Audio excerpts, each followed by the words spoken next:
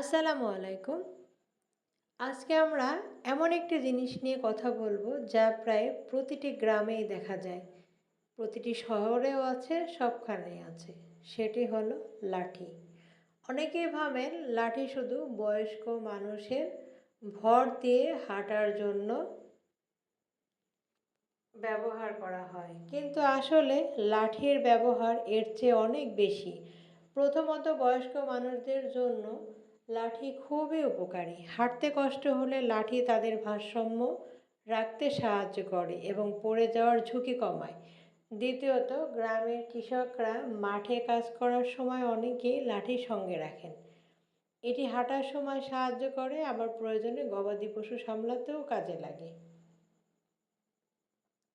তৃতীয়ত, অনেক মানুষ জঙ্গল বা নির্জন পথে হাঁটার সময় নিরাপত্তার জন্য লাঠি ব্যবহার করেন, তবে কারো ক্ষতি করার জন্য নয়, নিজের নিরাপত্তার কথা ভেবেই।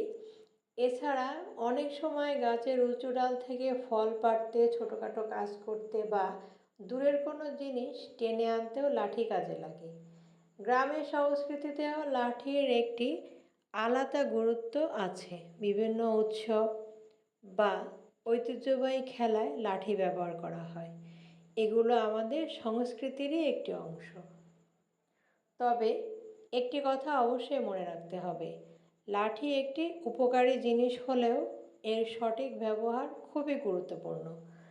কোনো মানুষ বা প্রাণীকে অকারণে আঘাত করার জন্য কখনোই লাঠি ব্যবহার করা উচিত নয়, বরং এমনভাবে ব্যবহার করা উচিত যাতে উপকার হয়, ক্ষতি না হয়।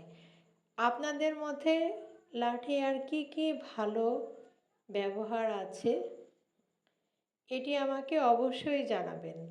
আমি যখন আমাদের গ্রামের বাড়িতে বেড়াতে যেতাম, আমাদের গ্রামের বাড়িটা সাধারণত বন্যার পানিতে আগে ডুবে যেত।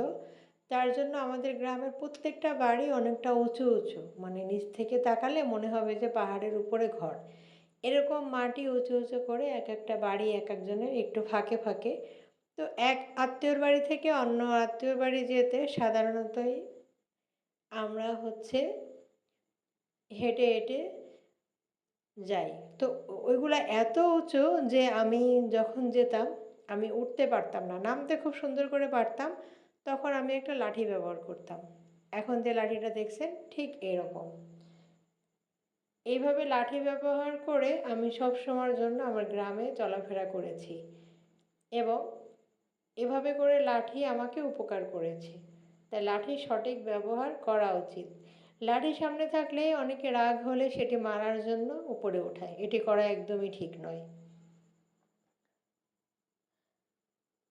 আপনাদের মধ্যে লাঠি আর কি কি ভালো কাজে ব্যবহার করা যায় অবশ্যই কমেন্টে জানাবেন। ভিডিওটি ভালো লাগলে